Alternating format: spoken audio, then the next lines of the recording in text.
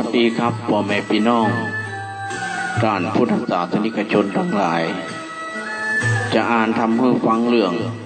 ต่างลัดไปนิพพานคือมรรค8ประการนั่นเอง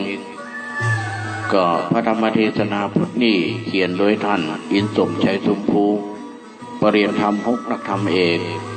ก็อยากจะไปนิพพานมันจะต้องไปแบบไหนก็ขอเชิญพ่อแม่พี่น้องฟังนะครับ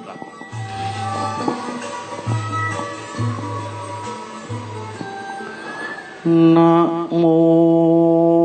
ตัสสะภะคะวะโตอะระหะโตสัมมาสัมพุทธัสสะมัคคานะตังกิโกเสโธสัจจานังจารุโรปัฏฐาอะเสเอเสวะมะโคนัตถัญโยตัสสะนัสสะวิสุทธิญาติสาตาวดูลาสาปุลิสาทั้งหลายทั้งยิ่งใจน้อยใหญ่มีพร้อมไขว่หน้านำต่างคนนำเข้าต่อตั้งดวงดอกบุพพามาทุสีญาเทียนใจมาน้อมไว้ปูจายังรัตนาสามสิ่งคือแก้วกุญยิ่งเจียงจินสมาทานศีลท่า8รักษากฎแขวดกับตนเพื่อเป็นกุศลใหญ่กว้างได้ห่างป่าประธรรมแล้วฟังธรรมต่อแดงเปื่อแจ้งตั้งเตียวอันจักเร็วไปหลอดเวียงแก้วยอดเนรปานดับให้มานเสียงขาดบ่อไม่บาดเครื่องกาวัดนี่นาจักกล่าวถึงตานตาวถึงด่านดาวตั้งไปสู่เวียงใจเลิศแล้วคือเวียงแก้วเนรปานอันพาชินนามานที่ไวเตสนาไวเทศนาไว้เป็นคาถาวามคคานัตถังกิโกมะโคดังนี้เป็นเก่า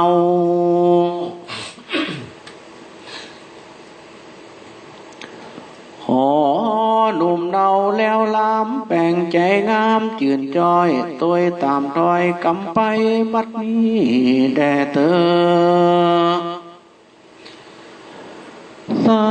ธานว่าสัพพัญญูพระพุทธเจ้าตนเป็นปิ่นเก่าติโลกาในเทศนาบอกไว้แก่คนโลกใดยิ่งใจคือกฎหมายกว่าทูว่าต่างไปสู่เนรปานมักกะหาปการมรรค8ประการดันใจกันปฏิบัติไขว่บัวละมวลสมเปืองกวนจบจอดยิ่งจักหลอดเนรปานคือมรรค8ประการนั้นเล่าจริงจักไข่ขอเก้าตามมีคือสัมมาทิฏฐิปัญญามีแจ้งทีหันอริยสัจสี่ประการพ้นทุกข์มองผ่านหลายแหล่อันเกิดแก่ตัวตนละแก่คนมวลหมู่ผู้ข้างอยู่โลกาหันตัณหากิเลสเป็นเก้าเหตุปามีเครื่องขีทุกโกรธหันนิโรธกุณนำตัณหางำมืดบอดมุดเตียงขอดสันดานหันตั้งเกียงการเตียวต้องเข้าสู่ห้องเนรปานหันอริยสัจสี่ประการนิสัยพระกาไว้สัมมาทิฏฐิและนะสัมมาสังกัปปะกะนิ่งในไข่ปลากหนีพ้นจากกรรมคุณอันเป็นตัวหนุนหือใด ห ฮ้อนเอาไม้เครื่องกากิตตานาปงขาดป่ออาขาดหรือเว้นมีใจเย็นขวาดหูตั้งตนอยู่ตามธรรมว่าไผกะตำบาปหายบาปย่อมสายไปลุ่นไผกะตำบุญมากน้อยบุญยอมหอยตัวไปกะนิ่งในคำเจ้าบ่กึดเหล่าเบียนขวีบ่ลาวีคำคาบ่ตีดาเขขายังตัดนาน้อยใหญ่หรือคนโลกใดยิ่งใจเมตตาลายผายแผ่ไปจู่แง่ติตากิตตานาดังนี้พระกล่าวจี้ว่าสัมมาสังกัปโปและนาสัมมาวาจาขอทัดมานั่นเรานักปราชญ์เจ้าสอนไขว่าจักจากรรมใดออกปากบ่เว้นว่าจากเสียทำไขแต่กรรมมันแก่นสัจจะแม่นตามมีบ่ไขว่าตีเป็นกรรมถอยมุสาบ่ไขว่าจะสุนสอนำกรรมต่อไปมาคือวงศาพี่น้องหรือเปื่อนป้องพิษเตียงกันบ่ไข่ปันกำหยาบอับอันบ่สุภาพตามธรรมบ่ไข่กำต่อถอยอันจะถอยหานี้บ่ไข่ว่าตีหยาบจ้าหรือแจ้งด่าคนใดบ่จะไข่ว่าเล่นอันบ่เข้าเส้นกองนี้เป็นวาทีศูนย์เป่าอูเล่นเหล่าได้ประโยชน์หลายน้อยใหญ่บ่เกิดได้มีมาการเจียนจาก่าวอูฮือคนหูกองนี้พระมูนีกล่าวจี้ว่าแม่นตีสัมมาวาจาแลนอาสัมมากัมมันโตนั่นใจพระกล่าวไว้เป็นหมายว่าอย่าฆ่าสัตว์หลายลุมฟ้าอย่าฆ่าสัตว์หลายลุมฟ้าเฮือใดความนาเมื่อมอนสักดงดอนเตือนทำสัตว์อยู่น้ำปูป่าตั้งหมูมาเป็ดไก่สัตว์ตัวไตตัวบินอย่าฆ่ากินเลี้ยงใจตั้งสัตว์ใจมีกุลอันกำนุนตัวเก่าจ้างมาเหล่างัวควายตั้งคนหญิงใจน้อยใหญ่จุงเว้นไว้เสียไก่อย่ามีใจหยาบจ้าหรือกูดกาแต่งฟันหรือเข่ามันน้อยใหญ่ได้กาดก้อยโมลานามันอดสาจะใจยะการน้อยใหญ่ตามทำบ่ใจดำลักยองเรือเตียวต้องพกป้องเอาเข้าของเครื่องใจหรือเงินบาทใดคนใดคือมีใจจื่นสู้อยู่กับกูเตรียมตนบ่เมาบนโลภมากเล่นจู้จากเสียกันคนสามัญโลกใดการปฏิบัติใดตามคำพระองค์คำกล่าวจี้ว่าแม่นตีสัมมาคือสัมมากัมมันโตและนะสัมมาอาชีโวนั่นโสดพระพุทธเจ้าโพธิเทศนาว่ามนุษย์สาโลกใดหาเลี้ยงใสอินทรีย์ด้วยทางดีผาเสดเพื่อเกิดภาละผลเลี้ยงยังตนตัวเราดังลูกเต้าเมียแปงอย่าใจแข็งฮึกหยาบกาดำบาปนาเพื่อดำมาเลี้ยงใจจักเดือดไม่เครื่องกี่ยามดับอินทรีย์กลาผลากตายละจากเมืองคน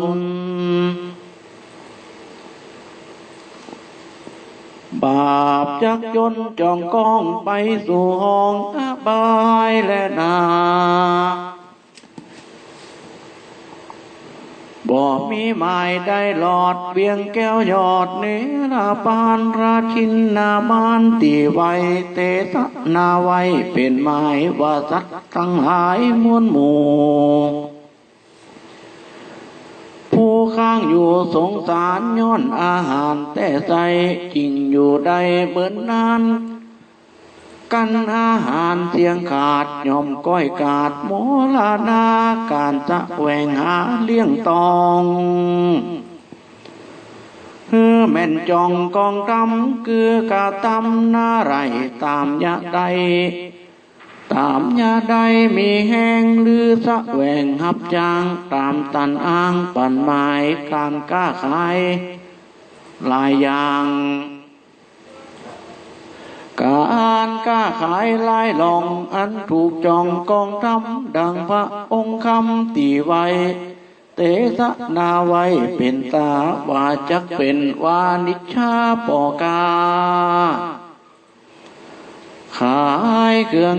อาลังการตั้งโภชนาอาหารเข้านำของอื่นพำตามมีได้หนีหลีกเว้นกล้าเข้าเส้นอาบายคืออย่าขายเครื่องค้ามีพร้อมนา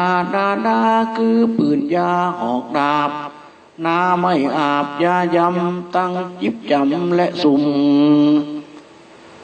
แน่งแนวตุ่มเบ็ดใสอันเป็นปัจจัยเครื่องใจคนและคนสักไตวามวายว่าอย่าขายจริงใจน้อยใหญ่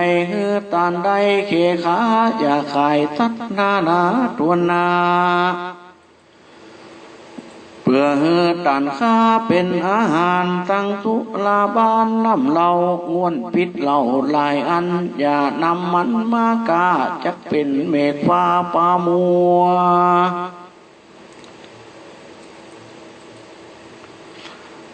ตนตัวเป็นโตดร้อนลายโหดเครื่องขี่งานการดีต่างๆอันบ่ห่างเตียทำแม่นกะตำจะใจนำมาเลี้ยงใจตัวตนราตดสาปนกล่าวจีว่าแม่นที่สัมมาชีโวแลนาสัมมาวายาโมนั้นเราพระเป็นเจ้าเตสานาศรัทธาน้อยใหญ่มีป้อมไฟสี่ประการมีสังวรประทานเป็นเก่าเปลี่ยนบ่บาปเศร้านาได้มีมาเกิดตองในแห่งห้องสันดานเป็นประธานปาทานาปาทานบาปสามานจ้าถอยอันเกิดจงห้อยเดิมอ่อนเทียมเปลี่ยนตอนจ่วยลางได้หนีห่างเสียตนภาวนาปาทานมันสร้างกุศลจะใจ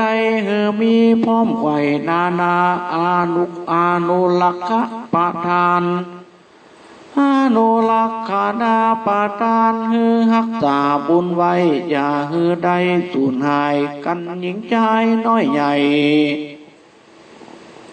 บ่ละไว้ตั้งนี้มีเปลี่ยนดีดังอีพระกล่าวจีว่าสัมมาวายาโมแลนาสัมมาสตินั่นใจพระกล่าวไว้สอนตนว่าพิจารณาตนใจหูไฟตามมีว่ากายะอินทรีย์นิสัยมันบ่ใจของเฮาบ่ใจของเขาสักกากตามปัจจัยหากปาไปบ่ใจของไผสักผู้เกิดแล้วตั้งอยู่แผ่พัน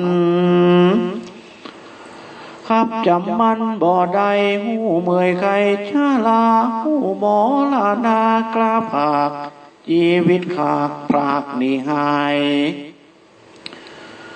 ส่วนลูกปากายนั้นเล่าหูเปื่อยเนาเตปังหูเปื่อยเนาเตปิงแลนาแถมประการหนึ่งใส่หือหูไฟเวทนาคือกลางคือยามสุขขาจืนจอยยามตุกต่ำก็ให้มาปานหรือบ่เจยบ้านจืนสู้ตุกบ่ลิงลูด้วยมาเรียกว่าเวทนาเสียงไข่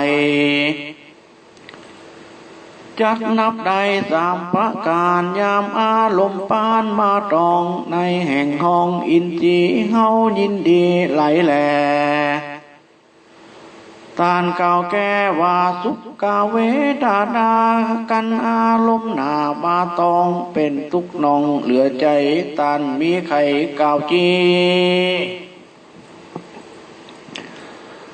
ว่าแม่นตีทุกขเวทนายามอารมณ์มาถูกต้องในแห่งห้องอินทรีย์เฮาบอดยินดียินลาย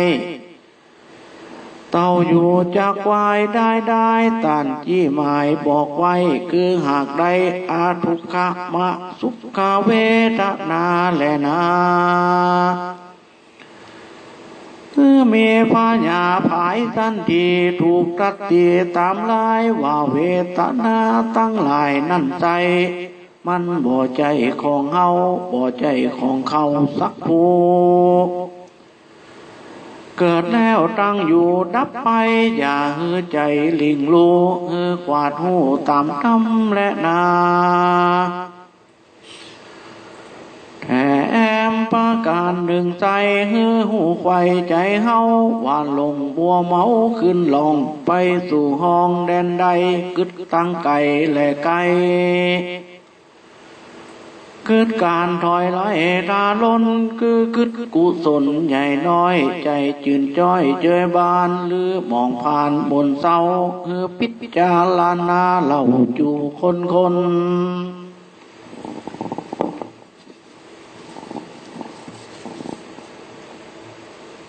พิจารณาเล่ายามวัน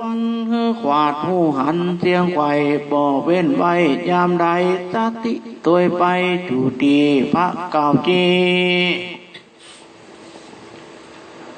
ว่าจิตตานุปัสสนาและนาแถมประการหนึ่งโสดพระเป็นเจ้าโปรดสอนไขว่าทำอันใดนั่นเรา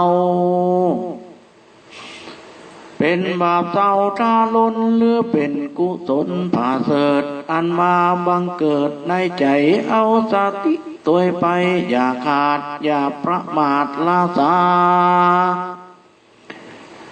พิจารณาสั้นส่องคือแม่นจองตามธรรมพระองค์คำกล่าวจี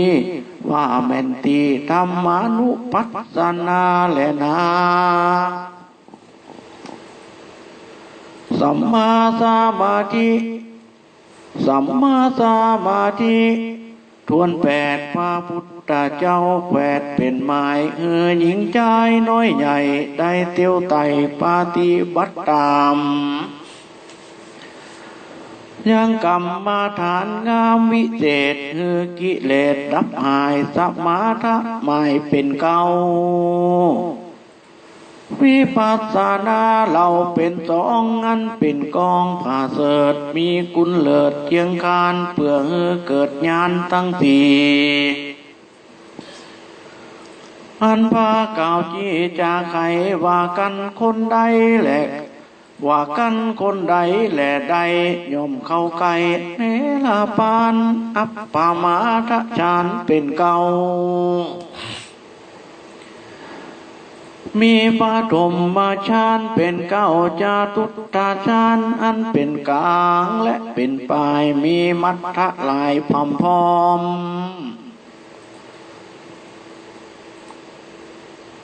เลิกแอบล้ำเหลือใจมีอัตถะลายพร้อมพำเลิกแหลบล้ำเหลือใจแม่นจักไข่เก่าจี้ก็บ่แจ้งที่สัจจังตั้งคนฟังทั้งคนฟังและคนรู้ก็บาบอหาดรู้หันใจ ส่วนคนใดหนุ่มเทาสมปานเก่าด้วยมามันเผาวาดาจะใจจริงจักใดยังจานตามอาจารย์กล่าวจีบ่มีตีสงสัยจำเลินไปจะใจอย่าเฮือใดสูญหายพระบุญภายกล่าวแก่ว่าหากแม่นแต่สัมมาสมาธิแลนาอัตตังคิโกมัคโคงันว่ามัคคะ8ประการบุญใหญ่ดังกล่าวไว้เดิมทีมีสัมมาทิฏฐิเป็นเก้าสัมมาสมาธิเราเป็นปลายพระบุญภายตีไว้สั่งสอนไว้เป็นตราว่าเป็นมัคคะอันผาเสริฐเป็นตั้งเลิศเจียงการมัคคะ8ประการเต่าอันเป็นตั้งด่วนสันตั้งเลียวจักตันเตียวไตเตียวไปหลอดเบียงแก้วยอดเนลาปานตั้งอื่นนานกดโกงมันเป็นลมตั้งอื่นนานกดโกงเป็นลมมองและหลุมป้าเสียซุ้มฝังเป่านานได้เข้าเนลาปานแลนาตาสมาเหตุนั่นใจคนน้อยใหญ่ยิ่งใจผู้ยังหายไข่หลอดเวียงแก้วหยอดเนรพานมักกะมีองค์8ประการนี่เราเป็นทางไต่เต่าป้าไปจุงเร็วไปเตี้ยวไต่เอาใจใส่ปาตีมัดตามจักสมความไฟหอยบอกาดก้อยไก่กาแลนานิติตังขียังสังวันนาวิเศษขีญาสังวันนากดแขวดยังมักกะ8ประการอันเป็นญาณวิเศษปาพ้นเขตโลกีเป็นตังดีลัดลงเข้าสู่ลงเนรปานก็บังคมสมเร็จเสร็จแล้วเท่านี้ก่อนแล้วครับพระธรรมเทศนาเรื่องต่างลัดไปนิพพานกับพี่น้องต้องการไปนิพพานก็ไปทางเดียวเนี่ยครับคือมรรค8นะครับมีสัมมาอาชีวะสัมมาทิฏฐิเป็นต้นก็ปฏิบัตินี่แหละครับเป็นทางลัดทางอื่นเนี่ยมันเป็นลมเป็นบ่มีจ่องที่เขาจะไปได้เพราะฉะนั้นพี่น้องทั้งหลายที่ปฏิบัติธรรมนี่ก็เอามรรค8เนี่ยเป็นหนทางเข้าไปสู่พระนิพพานครับผมขอได้รับความขอบคุณจากดอกโศกเดือนตุลาสวัสดีครับ